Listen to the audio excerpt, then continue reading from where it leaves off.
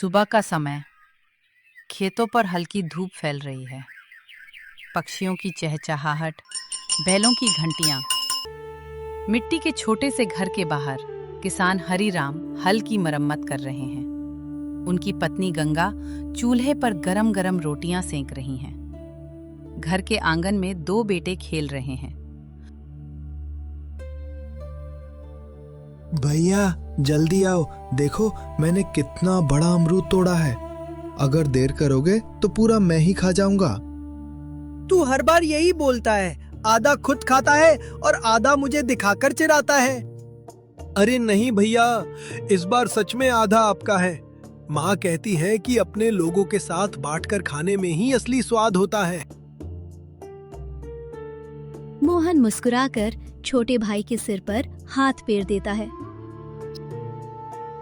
अरे दोनों वीरों, खेल खत्म हुआ कि नहीं? जरा इधर भी आ जाओ। दोनों दौड़कर पिता के पास पहुंचते हैं। जी पिताजी। बेटा, खेत सिर्फ हल चलाने से नहीं चलते। खेत इंसान की नीयत पहचानते हैं। जिसने ईमानदारी से पसीना बहाया, भगवान उसी की फसल लहलहाते हैं। पिताजी, क्या खेत भी लोगों की बातें सुनते हैं? हाँ बेटा, खेत सब सुनते हैं। मेहनती किसान के कदमों की आवाज भी पहचान लेते हैं।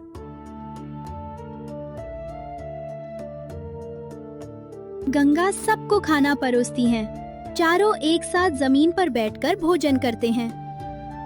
याद रखना, पैसा कभी भी रिश्तों से बड़ा नहीं होता। माँ, अगर कभी हमारे पास कुछ भी नहीं रहा तो? जिस घर में प्यार और विश्वास बचा रहे, उस घर के लोग कभी गरीब नहीं होते। गोपाल तुरंत बोल पड़ता है।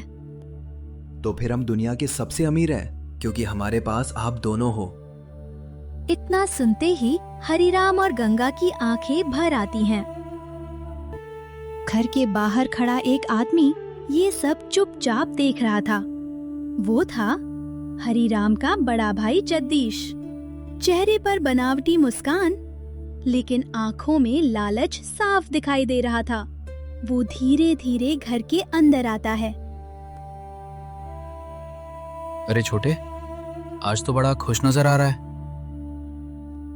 भैया आइए, बैठिए। गंगा, भैया के लिए भी खाना ले आओ। गंगा आदर से थाली रख देती हैं, लेकिन जगदीश की नजर बार बार घर के पीछे फैले उपजाऊ खेतों पर जा रही थी। इस बार तो अच्छी कमाई हुई होगी। भगवान जितना देता है उतने में खुश रहना चाहिए। जगदीश हल्की मुस्कान देता है, लेकिन उसके मन में कुछ और ही चल रहा था। जगदीश अपने घर पहुंचता है। उसकी पत्नी कमला पानी देती है। क्या सोच रहे हो? देखा तुमने, हरिराम के पास कितनी जमीन है। वो तुम्हारा छोटा भाई है। उसकी तरक्की देखकर खुश होना चाहिए। रिश्ते वहीं तक अच्छे लगते हैं जहां तक दौलत बीच में ना आए। ऐसी बातें मत करो। लालच इंसान से सब कुछ छीन लेता है। लालच नहीं, समझदारी है। एक दिन वो सारी जमीन मेरी होगी। कमला घबरा जाती है। उसे पहली बार अपने पति की आंखों में खतरनाक इरादा दिखाई देता है। अगली सुबह हरिराम को शहर जाकर बीज और खेती का सामान खरीदना था। गंगा भी साथ जाने की तैयारी करती हैं। मोहन बेटा, जब तक हम लौटें, घर और गोपाल का ध्यान रखना। आप निश्चिंत रहिए पिताजी। तुम शरारत नहीं करोगे? बिल्कुल नहीं, लेकिन लौटते समय मेरे लिए गुड़ की पट्टी जरूर लाना। गंगा हंस देती है। दोनों बैलगाड़ी पर बैठकर कस्बे की ओर निकल जाते हैं। मोहन देर तक उन्हें जाता हुआ देखता रहता है। उसे बिल्कुल अंदाजा नहीं था कि ये अपने माता पिता को मुस्कुराते हुए देखने का आखिरी दिन है। दोपहर का समय था। मोहन और गोपाल घर के पीछे गायों को चारा डाल रहे थे। तभी गांव का युवक सोनू घबराया हुआ दौड़ता हुआ आया। उसके चेहरे का रंग उड़ा हुआ था और सांसें तेज चल रही थीं। मोहन, जल्दी चल। चौधरी मोड़ के पास बैलगाड़ी पलट गई है। गांव वाले सब वहीं इकट्ठा है। मोहन का दिल जोर जोर से धड़कने लगा। कौन कौन था उस बैलगाड़ी में? सोनू कुछ पल चुप रहा। उसकी आंखें भर आईं। तुम्हारे माता पिता? ये सुनते ही मोहन के पैरों तले जमीन खिसक गई। गोपाल कुछ समझ नहीं पाया। भैया चलो जल्दी, माँ डर गई होंगी, हम उन्हें घर ले आएंगे। दोनों भाई पूरी ताकत से उस ओर दौड़ पड़े। सड़क के किनारे पूरा गांव खड़ा था। मुखिया, वैद्य और कई ग्रामीण चुपचाप खड़े थे। मोहन भीड़ चीर कर आगे बढ़ा। जैसे ही उसने अपने माता पिता को देखा, उसकी आवाज गले में ही अटक गई। वो घुटनों के बल वहीं बैठ गया।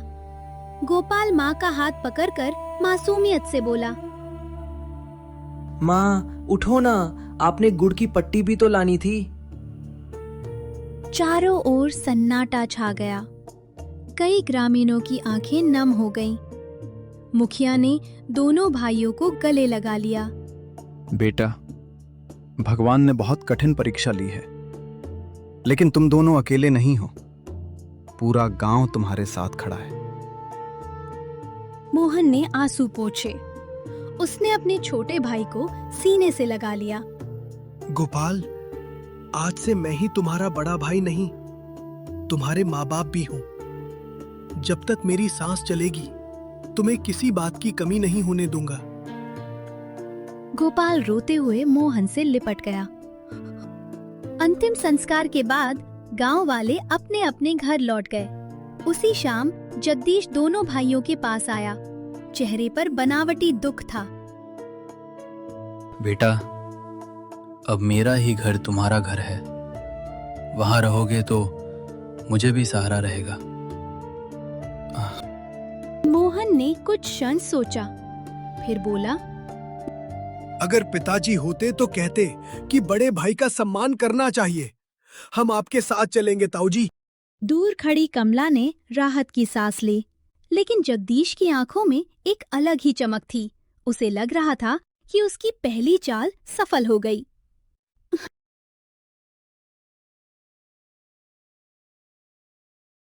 उसे नहीं पता था कि अगले ही दिन जगदीश ऐसा खेल शुरू करने वाला है जिससे दोनों भाइयों की असली परीक्षा शुरू होगी। अगली सुबह मोहन और गोपाल अपना छोटा सा संदूक लेकर ताऊ जगदीश के घर पहुंच गए। आंगन में तुलसी का चौरा था। एक तरफ गौशाला और दूसरी ओर अनाज का बड़ा कोठार। ताई कमला ने दोनों भाइयों का स्वागत किया। आओ बेटा, पहले हाथ मुंह धो लो, फिर खाना खा लेना। ताई, क्या मैं आपको ताई माँ कह सकता हूँ? कमला की आंखें भर आईं। हाँ बेटा, जब मन करे तब बुला लेना। इतने में जगदीश बाहर आया। उसकी आवाज पहले जैसी मीठी नहीं थी। मोहन, अब तुम बड़े हो गए हो। घर में रहना है तो काम भी करना होगा। जी ताऊजी, मैं मेहनत से पीछे नहीं हटूंगा। अगली सुबह सूरज निकलने से पहले ही जगदीश ने जोर से आवाज लगाई, मोहन उठो, खेत में पानी लगाना है, उसके बाद लकड़ियां भी काटनी है। मोहन तुरंत उठ गया। गोपाल भी पीछे पीछे चलने लगा। तू कहाँ जा रहा है? मैं भी भैया के साथ काम करूंगा। नहीं, तू पहले आंगन साफ कर। मोहन ने छोटे भाई की तरफ देखा। गोपाल, जैसा ताऊजी कह रहे हैं वैसा कर लो, मैं जल्दी लौट आता हूँ। दोनों भाई अलग अलग काम में लग गए। हाँ। दोपहर में गांव के बच्चे स्कूल जाने लगे। गोपाल अपनी पुरानी किताबें लेकर बाहर आया। भैया चलो, आज मास्टर जी नई कहानी सुनाएंगे। मोहन मुस्कुराया ही था कि पीछे से जगदीश की आवाज आई। अब स्कूल जाने की जरूरत नहीं है। दोनों भाई चौंक गए। लेकिन ताऊजी, पिताजी चाहते थे कि हम दोनों पढ़ लिख कर बड़े। पढ़ाई से पेट नहीं भरता। खेत में काम करोगे तो रोटी मिलेगी। किताबें बाद में पढ़ लेना। मोहन ने पहली बार महसूस किया कि ताऊ धीरे धीरे उनकी जिंदगी बदल रहा है। शाम तक लगातार काम करते करते मोहन थक गया। कमला ने दोनों भाइयों के लिए 2 रोटियां और दाल रखी। तभी जगदीश आ गया। इतना खाना क्यों? जितना काम उतना खाना। उसने एक रोटी वापस उठा ली। गोपाल भूख से भाई की ओर देखने लगा। मोहन मुस्कुराया। उसने अपनी पूरी रोटी छोटे भाई की थाली में रख दी। भैया, और आप? मुझे भूख नहीं है, तू खा ले। गोपाल समझ गया कि भैया झूठ बोल रहे हैं। उसकी आंखों से आंसू निकल पड़े। जब तक आप नहीं खाएंगे मैं भी नहीं खाऊंगा। मोहन ने उसे गले लगा लिया। तू मजबूत बनेगा तभी तो माँ पिताजी का सपना पूरा होगा। कमला दूर खड़ी ये सब देखकर चुपचाप आंसू पोंछने लगी। रात गहरी हो चुकी थी। सब लोग सो चुके थे। मोहन की आंख अचानक खुली। आंगन से धीमी आवाजें आ रही थीं। वो चुपचाप दरवाजे के पास पहुंचा। जगदीश किसी अजनबी से बात कर रहा था। अगर बच्चों को उनके अधिकार का पता चल गया तो परेशानी होगी। चिंता मत करो, अभी उन्हें कुछ नहीं पता। कुछ दिनों में सब काम हो जाएगा। लेकिन जल्दी करना, देर हुई तो गांव वाले बीच में आ जाएंगे। दोनों की बातें सुनकर मोहन का दिल जोर जोर से धड़कने लगा। वो धीरे से वापस अपने बिस्तर पर आ गया। गोपाल अभी भी सो रहा था। मोहन ने उसके सिर पर हाथ फेरते हुए मन ही मन कहा, लगता है ताऊजी कुछ बहुत बड़ा छिपा रहे हैं। अब मुझे हर कदम सोच समझकर उठाना होगा। उसे नहीं पता था कि अगली सुबह गांव का एक बुजुर्ग उसके हाथ में ऐसी चीज देने वाला है जिससे उसके पिता का सबसे बड़ा राज खुलने वाला था। अगली सुबह सूरज की पहली किरणें गांव हरिपुर की गलियों में फैल चुकी थीं। मोहन गौशाला साफ कर रहा था और गोपाल कुएं से पानी भरकर ला रहा था। तभी घर के बाहर से एक बुजुर्ग की आवाज आई, कोई है? मोहन बाहर निकला। सामने लगभग 70 वर्ष के एक बुजुर्ग खड़े थे। सफेद दाढ़ी, कंधे पर पुराना गमछा और हाथ में लकड़ी की लाठी। उन्हें देखते ही कमला बोली, अरे श्यामलाल काका, आइए अंदर आइए। मोहन ने आदर से उनके पैर छुए। काका, आपने मुझे पहचाना? कैसे नहीं पहचानूंगा बेटा। जब तू छोटा था तब तेरे पिता तुझे कंधे पर बैठाकर मेरे खेत तक लाते थे। ये सुनकर मोहन की आंखें भर आईं। कमला पानी लेकर आई। जगदीश भी बाहर आ गया।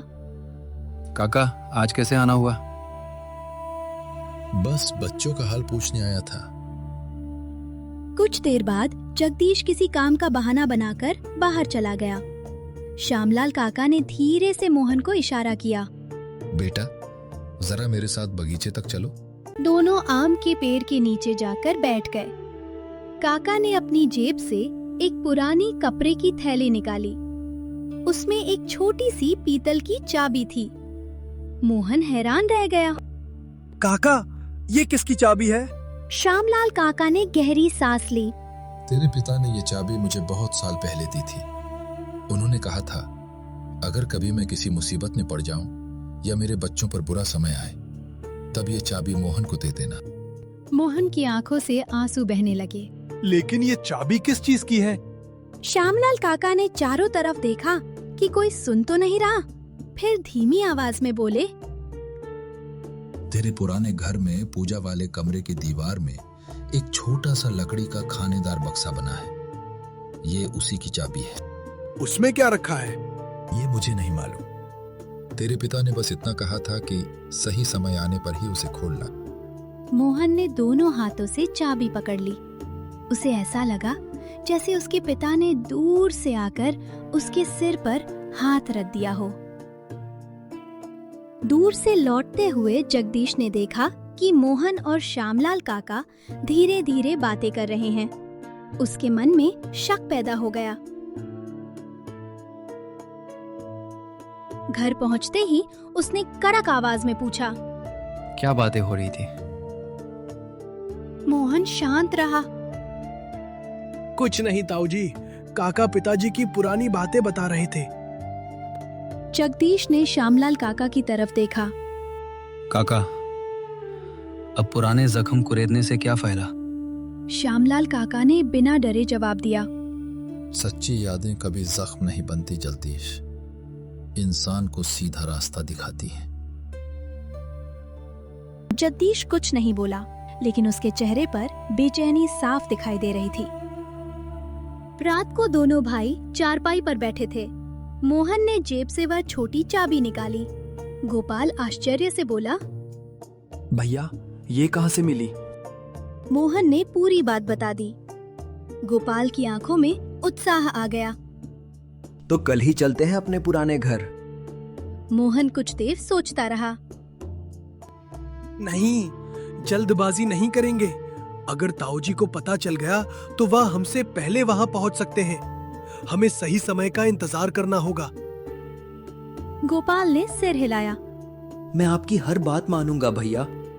बस एक बात याद रखना, अब हम जो भी करेंगे सोच समझ कर करेंगे। उसी समय बाहर अंधेरे में एक परछाई खड़ी थी।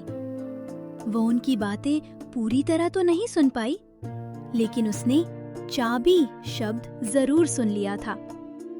वो परछाई धीरे धीरे जगदीश के कमरे की ओर बढ़ गई। जगदीश ने उसकी बात सुनी तो उसके चेहरे पर घबराहट फैल गई। लगता है हरिराम ने मरने से पहले कुछ ऐसा छिपा दिया था जो मेरे सारे खेल को बिगाड़ सकता है। नहीं, उससे पहले मुझे वो चाबी हासिल करनी ही होगी। उस रात किसी की आंखों में नींद नहीं थी। एक तरफ दो मासूम भाई अपने पिता की आखिरी निशानी तक पहुंचने की तैयारी कर रहे थे, और दूसरी तरफ लालच में अंधा जगदीश उस रहस्य को उनसे पहले पाने की योजना बना रहा था। उस रात पूरे घर में सन्नाटा पसरा हुआ था। दूर कहीं कुत्तों के भौंकने की आवाज आ रही थी। मोहन चारपाई पर लेटा था, लेकिन उसकी आंखों में नींद नहीं थी।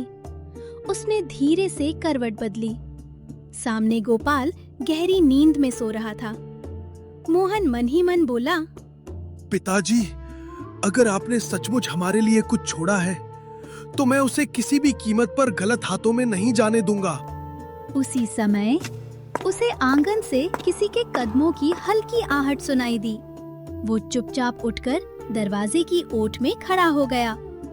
जगदीश हाथ में लालटेन लिए धीरे धीरे उसी कमरे की ओर जा रहा था जहां दोनों भाई सो रहे थे। जगदीश ने चारों तरफ नजर दौड़ाई। सब सो रहे थे।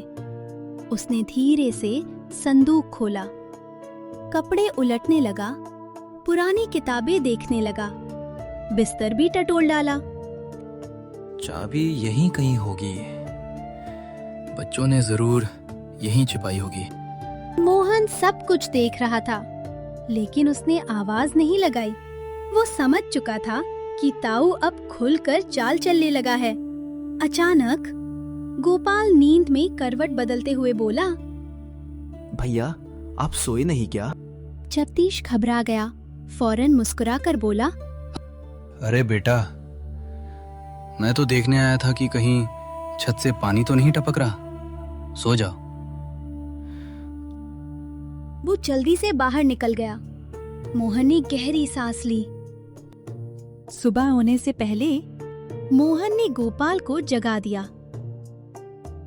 क्या हुआ भैया? आज हमें पुराने घर जाना होगा। अभी ताऊजी को पता चल गया तो? इसीलिए सूरज निकलने से पहले निकलेंगे। दोनों चुपचाप घर के पीछे वाले रास्ते से निकल पड़े। ठंडी हवा चल रही थी, खेतों पर ओस चमक रही थी। दोनों भाई बिना कुछ बोले तेज कदमों से अपने पुराने घर की ओर बढ़ते रहे। कुछ ही देर बाद वे अपने पुराने घर के सामने खड़े थे। घर बंद था। आंगन में सूखे पत्ते बिखरे पड़े थे। तुलसी का चौरा सूख चुका था। गोपाल की आंखें भर आईं। भैया, लगता है माँ अभी भी यही कहीं होंगी। मोहन ने दीवार को हाथ लगाया। उसे अपने पिता की हंसी और माँ की आवाज जैसे फिर सुनाई देने लगी। उसने खुद को संभाला। चलो पूजा वाले कमरे में चलते हैं। दोनों पूजा वाले छोटे कमरे में पहुंचे। मोहन ने श्यामलाल काका की बताई जगह ध्यान से देखी। दीवार में लकड़ी का एक छोटा सा खाचा बना हुआ था।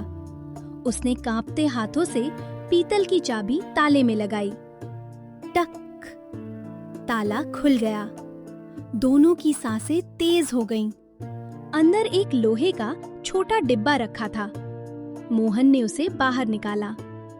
डिब्बा खोलते ही उसमें एक पुरानी डायरी, कुछ सरकारी रसीदें और कपड़े में लिपटा एक बंद लिफाफा रखा था। लिफाफे पर साफ लिखा था, मेरे बेटों मोहन और गोपाल के लिए।